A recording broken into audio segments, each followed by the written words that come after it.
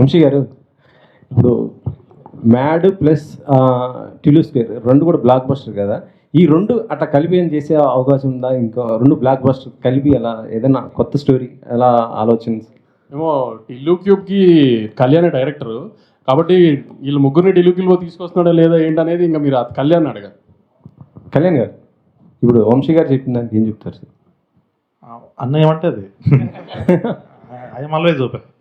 వంశాన్ని అడుగుతాను అన్న నెక్స్ట్ ఏంటి పరిస్థితి అని, అరే చేయండి చేస్తా అంతే అంతే నా కన్ఫర్మ్ అండి. అదే ఇప్పుడు ఈరోజు స్టేజ్ మీద చెప్తున్నా, ఎప్పటికైనా అదే.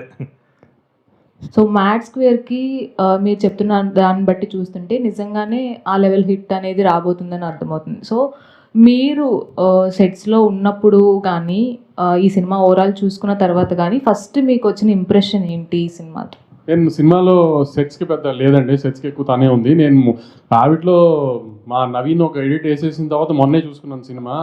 నేనే అంటే మామూలుగానే నేను అంతగా పెద్ద నవ్వను ఏం లేదు, అలాంటిది నేనే 4-5 సార్లు కింద పడి దొరికి నవ్విన అంటే అంత పని అయింది ఫస్ట్ హాఫ్లో.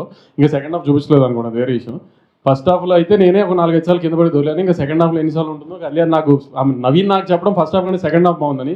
ఎందుకంటే మా ఎడిటర్, నేను మీకు అందరికీ నవీన్ గురించి తెలుసో లేదో కానీ నోట్లో అంత ఈజీగా ఏది బాగుంది అని మాట రాదు, అలాంటిది ఫస్ట్ హాఫ్ అంటే ఇంకా సెకండ్ హాఫ్ బాగుంది అన్నాడు. సో ఇంకా అది ఏ స్కేల్లో నవ్వుంటుందో అనేది నాకు చూడాలి. So I hope it will be very big than Mad and Tillu Square అండి.